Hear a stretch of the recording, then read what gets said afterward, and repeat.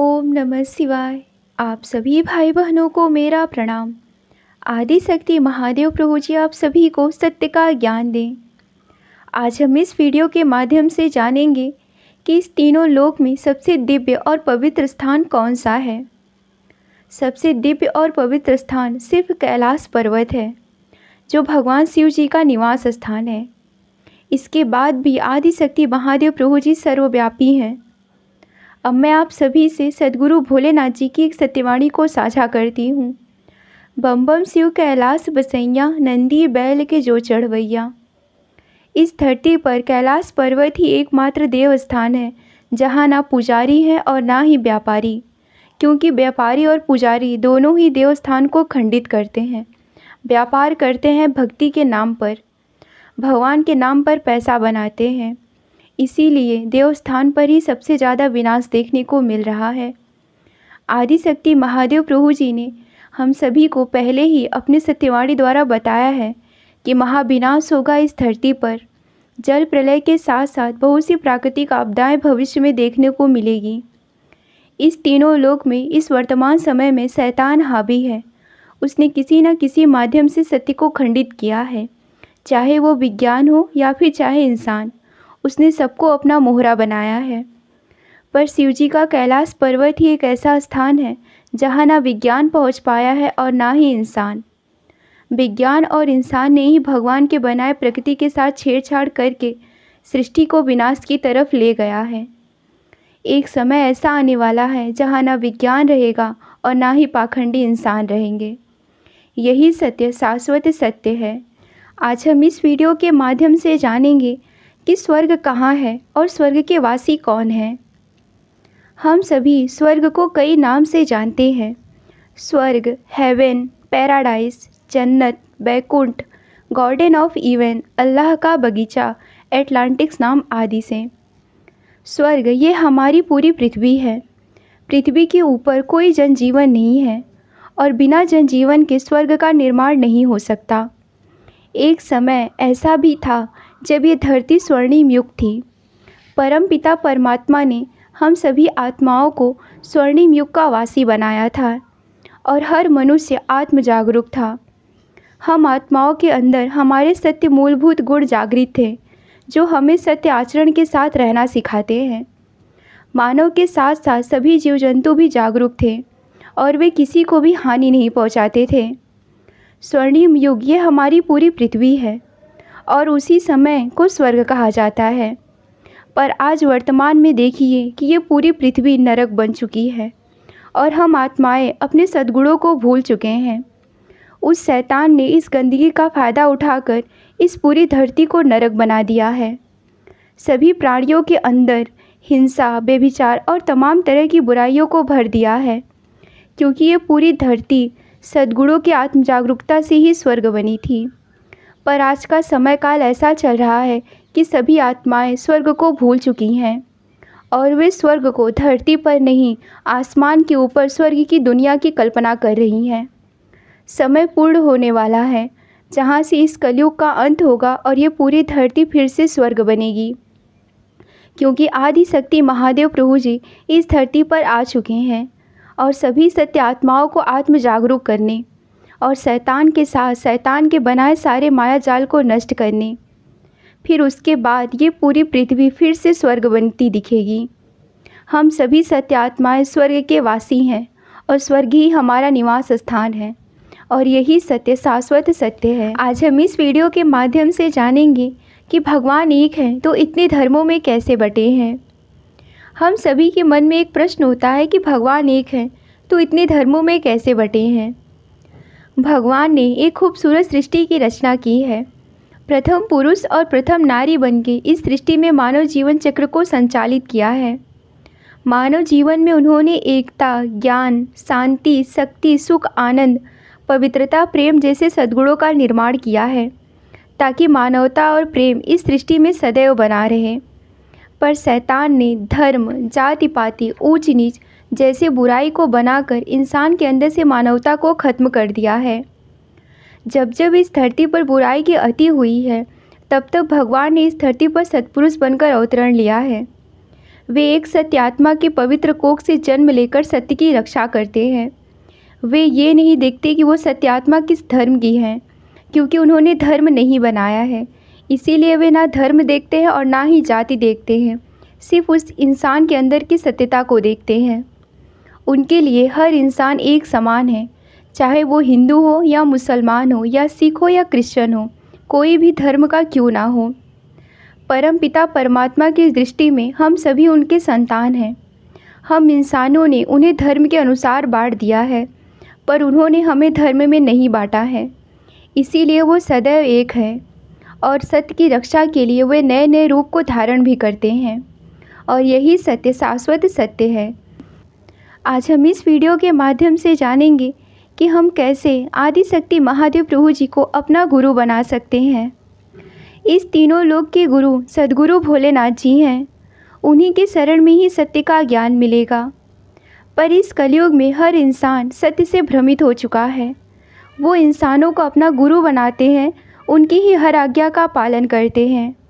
गुरु जैसा कह दे वो वैसा ही करेंगे, पर एक बार भी नहीं सोचेंगे कि क्या अच्छा है और क्या बुरा है, क्योंकि बहुत से धार्मिक ग्रंथों में लिखा गया है कि गुरु के बिना ज्ञान नहीं मिल सकता।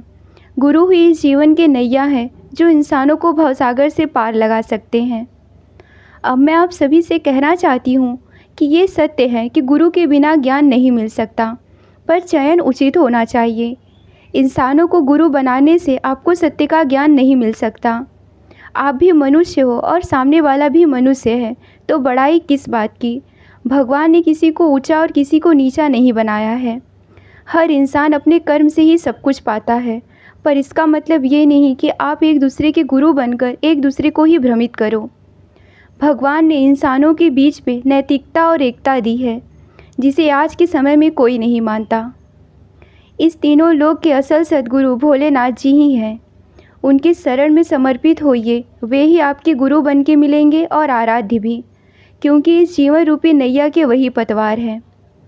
इस सांसारिक भ्रम में मत पड़िए, क्योंकि इसमें उलझे तो कभी नहीं सुलझ सकते।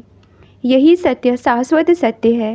आज हम इस वीडियो के माध्यम से जानेंगे कि दोहरा चरित्र क्या होता है और हमारे व्यक्तित्व पर ये कौन सा छाप छोड़ती है।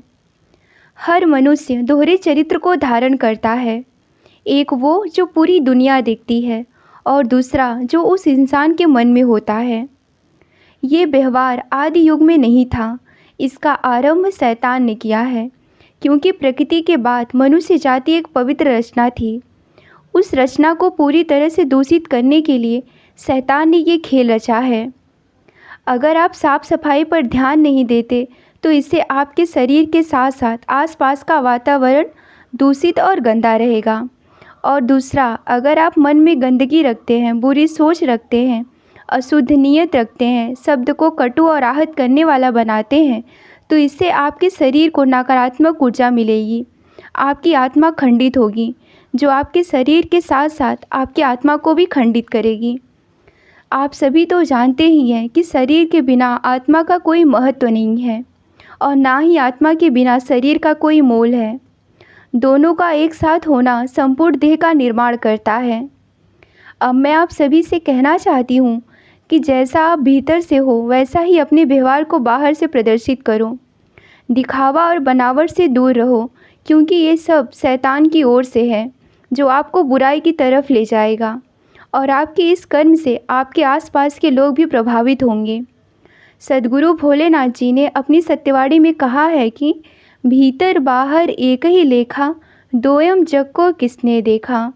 यही सत्य शाश्वत सत्य है। आज हम इस वीडियो के माध्यम से जानेंगे कि क्या कारण है कि लोग हजारों साल तक तपस्या करते हैं पर भगवान के दर्शन नहीं हो पाते। इस धरती पर बहुत से इंसानों ने कई वर्षों तक कठिन से कठिन तपस्या की है। शरीर ने साथ छोड़ दिया है पर सत्य के दर्शन नहीं हुए हैं। ऐसा क्यों हुआ है उनके साथ, आइए जानते हैं। भगवान तपस्या से नहीं सत्य से मिलते हैं। सत्य यही है कि सच्चाई के साथ सत्कर्म करो, सत्य धर्म का पालन करते हुए सत्मार्ग पर चलो। जगह जगह भटकने की आवश्यकता ही नहीं है, क्योंकि सत्य में ही आदिशक्ति महादेव प्रभु जी मिलते हैं। सच्चाई के साथ जीवन जिएंगे तो आप अपने आप में ही सत्य हैं, और सत्य में ही शिव जी मिलते हैं। सत्य में यही तपस्या करना होता है कि झूठ का त्याग करना है। पर इस कलयुग में कोई सत्य जानता ही नहीं। जैसा वेदों में पुराणों में लिखा गया है वे उसी मार्ग पर चलते हैं। उसमें लिखा गया है कि भगवान आसानी से नहीं मिलते। भगवान को पाना है तो घर परिवार को छोड़कर तपस्या करो या फिर जोगी बन के फिरो। अब मैं आप सभी से कहना चाहती हूँ कि भगवान ने किसी को घर परिवार का त्याग करने के लिए नहीं कहा है। उन्होंने सिर्फ सत्य से जीवन जीने के लिए कहा है। अपने परिवार के साथ अपने घर में रहकर सत्कर्म करने को कहा है। एक सुंदर सा जीवन जीने का ढंग दिया है उन्होंने। सत्य में सिर्फ झूठ और बुराई का त्याग करना ही है। सत्य स्वरूप का ध्यान करते हुए सत्कर्म कीजिए। आदि शक्ति महादेव प्रभु जी को आप सभी खुद अनुभव करेंगे। सद्गुरु भोलेनाथ जी ने अपनी सत्यवाणी में कहा है कि सद्गुरु महिमा सदा लखावे, आदि पिंड का ध्यान जो लावे। यही सत्य शाश्वत सत्य है। आज के समय में लगभग हर इंसान सिर्फ अपने भले के लिए ही सोचता है और वो अपने हित के लिए उस स्थान पर जाता है जहाँ उसे नहीं जाना चाहिए। इधर उधर भटकने से, पाखंड और अंधविश्वास में पड़ने से आप सिर्फ भ्रमित होंगे। आपका कुछ भी भला नहीं हो सकता। बहुत से लोगों के मुंह से सुना है मैंने कि मजबूरी इंसान से सब कुछ करवाती है। पर मैं आप सभी से कहना चाहती हूँ कि हर इंसान मजबूर तब होता है जब वह गलत मार्ग पर चलता है। क्योंकि गलत मार्ग पर जब आप चलेंगे तो आपको शुरू के दिनों में सब कुछ ठीक ठाक लगेगा। फिर धीरे धीरे आपकी आत्मा दूषित होती जाएगी, नकारात्मक ऊर्जा से घिर जाएंगे आप। गलत मार्ग शैतान की तरफ ले जाता है, जहाँ से आपको सिर्फ बुराई मिलेगी। सद्गुरु भोलेनाथ जी ने अपनी सत्यवाणी में लिखा है कि जो जन सत्य धर्म पर रही हैं, ताकर काज अवश्य प्रभु करी हैं। सत्यधर्म अपनाकर सत्कर्म कीजिए, आपका हर काज सफल होगा। सत्य में पाखंड नहीं होता और ना ही मजबूरी होती है, क्योंकि सत्यमार्ग महादेव प्रभु जी की तरफ ले जाता है। सत्य पर विश्वास कीजिए, अंधविश्वास से दूर रहिए, जो आपको इस कलयुग में भी सुरक्षित रखेगा। यही सत्य शाश्वत सत्य है। आत्म सृष्टि में वही समाया, ज्ञान दृष्टि से परे है छाया। ये पूरी सृष्टि, ये तीनों लोग आदि शक्ति प्रभु जी माता जी में समाहित है। विज्ञान कहता है कि मंगल पर जीवन है, पर यह मिथ्या है। जल जीवन सिर्फ इसी पृथ्वी पर है। कोई भी इंसान चाहे वो कितना भी ज्ञान लगा ले, उसके सोच से परे है इस पूरी पृथ्वी का अस्तित्व। वो संपूर्ण सत्य को नहीं जान सकता, क्योंकि ये तीनों लोग आदि शक्ति प्रभु जी माता जी का शरीर है और कोई उनके अस्तित्व को जान ले ये संभव ही नहीं है। कोई कितना भी जान ले, समझ ले, पर वो सत्य स्वरूप की छाया तक नहीं पहुंच सकता। विज्ञान चाहे अंतरिक्ष तक जाए, फिर भी वो सत्य को नहीं जान सकता। चाहे वो सागर की गहराई में गोता लगाए, फिर भी सागर के अस्तित्व को नहीं भाप सकता। जितनी भी आदि शक्ति प्रभु जी माता जी की रचना है, उसे संपूर्ण रूप से कोई नहीं जान सकता। इसीलिए भगवान ने मनुष्य जाति में जन्म दिया है, तो सत्पुरुष बन के सत्कर्म कीजिए, ना कि विद्वान बन के सबको सत्य से भ्रमित कीजिए। यही सत्य शाश्वत सत्य है। आज की इस वीडियो को देखने वालों को मेरा प्रणाम। आप सभी ने इस वीडियो को देखने के लिए अपने कीमती समय में से समय दिया है, उसके लिए आप सभी का धन्यवाद। अगर आप भगवान पर विश्वास करते हैं और उनकी सत्यवाणी को सुनना चाहते हैं तो महादेव की शक्ति चैनल को सब्सक्राइब कर लीजिए, ताकि प्रभु जी की हर सत्यवाणी आप सभी तक आसानी से पहुंच जाए। प्रभु जी की सत्यवाणी को सुनकर अगर आपके मन में कोई प्रश्न उठता है तो मुझे कमेंट कीजिए।